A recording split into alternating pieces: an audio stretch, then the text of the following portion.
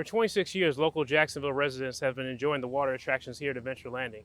The adventure will soon end, though, as city officials plan on turning the park into apartments.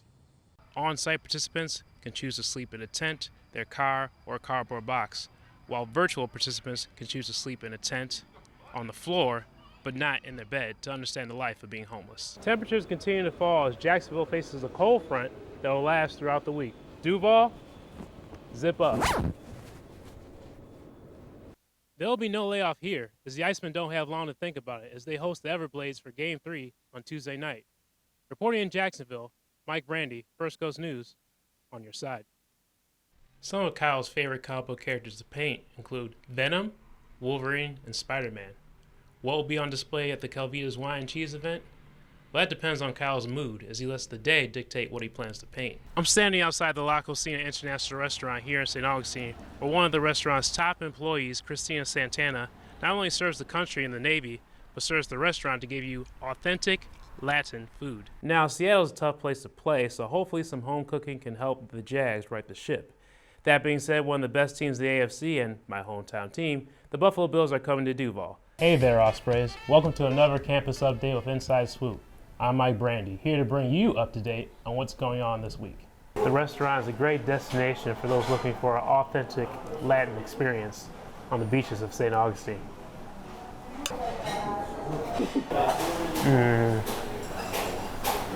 Hey Sharks fans, I'm here with defensive lineman Justin Marcus. This is a post-game interview.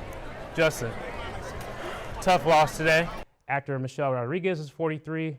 From Star Trek, Patrick Stewart is 81. To Star Wars, actor Harrison Ford is 79. Amtrak has announced plans for expansion in the city of Jacksonville. It's a bold new city ready for a bold new plan. Now, the strength of the Albany Empire was their offense, and their defense has allowed some points. Yeah. What did you guys discuss before the game to exploit that defense? Just be us. Donner was known for directing classic films such as The Omen, Superman, Lethal Weapon, Goonies, and Scrooged. Without question, Donner made audiences believe that a man could fly. Reporting live from the Gainesville Police Department, I got my hands on a real gun and a fake gun, and I'm struggling to tell the difference. Local authorities and locals are also struggling to tell the difference as well, as realistic BB guns are being manufactured. It's the day after Mother's Day, and the Jumbo Shrimp have just finished their 6-game series against the Memphis Redbirds, winning the series 5-1, and find themselves in first place of the division. What's driving their success? Hitting, good fielding, and pitching. Okay, so the Lions have won 4 straight. 4-1 means 2-3. What has the coach's message been to you guys going into this game? And it's back to the drawing board once again for the Jaguars, as they were dominated this past Sunday by the visiting San Francisco 49ers 31-10. Now, one last question for you. Obviously, it's Halloween night. What's your favorite scary movie? Favorite scary movie? Man, I don't even know.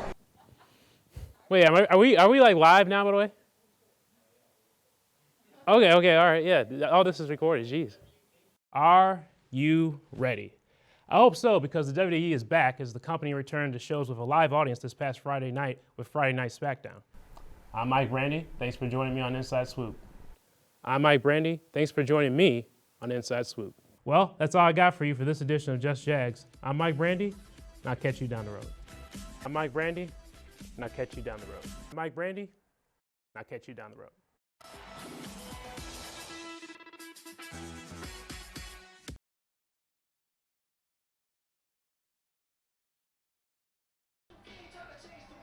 Art is a form of expression.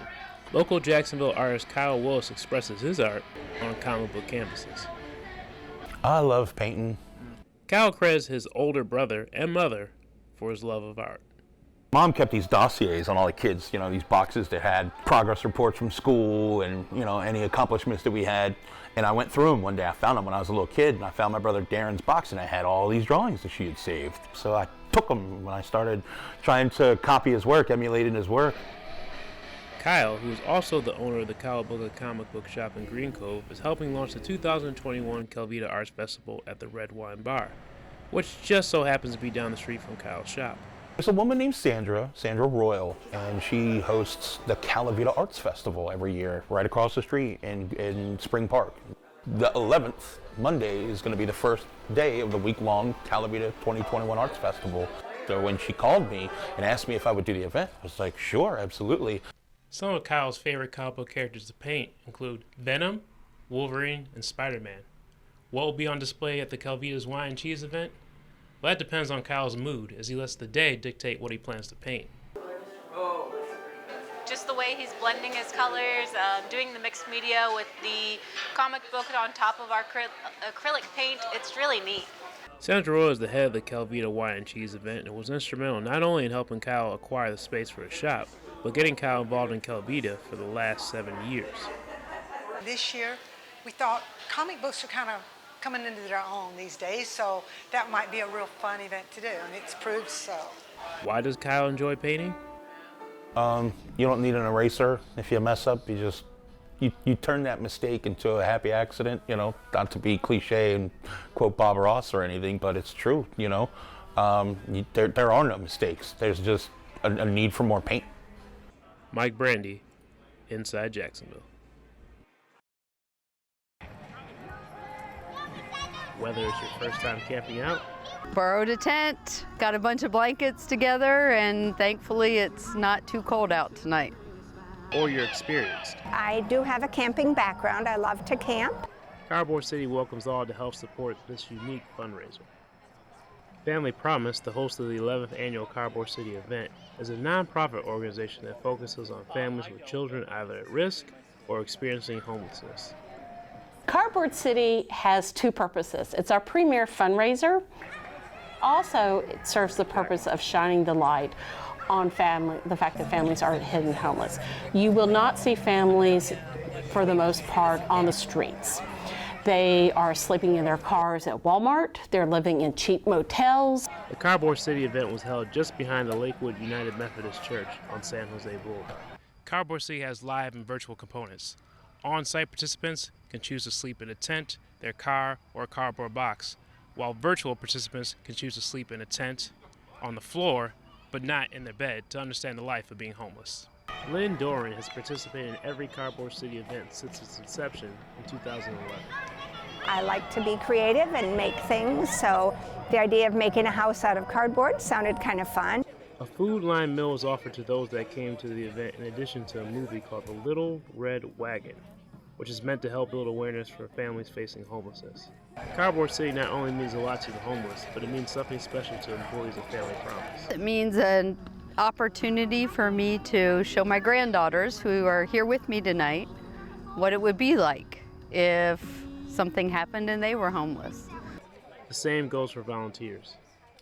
It's been really valuable to me, and I plan on making a cardboard house each year until I can no longer squeeze in there, but I practice yoga, so I don't think that'll be an issue.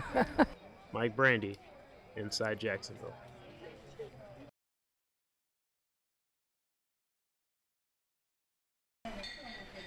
From escargot to lamb chops, La Cocina International Restaurant has a variety of appetizers and entrees to offer.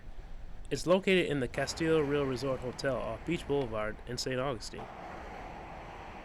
The restaurant was great, extremely lively on the inside. It's very elegant. For anybody, definitely check out the lobster bisque. It was amazing. The owners, Naborato Jaramillo and Cristina Santana, were employees of the restaurant for 7 years until they bought the restaurant itself. Yes, we used to work here. We started working here in 2005, and we bought the previous owner out in 2013. January 1st, 2013, we became owners, and we've been owners since then. Parents of 3 children, Christina handles the finances in addition to serving in the United States Navy Reserves. Naborato, on the other hand, handles the designs and has his fingerprints all over the menu at the restaurant. And we have our crab staff grouper, and for appetizers, different our octopus, our baked brie. The restaurant is a great destination for those looking for an authentic Latin experience on the beaches of St. Augustine.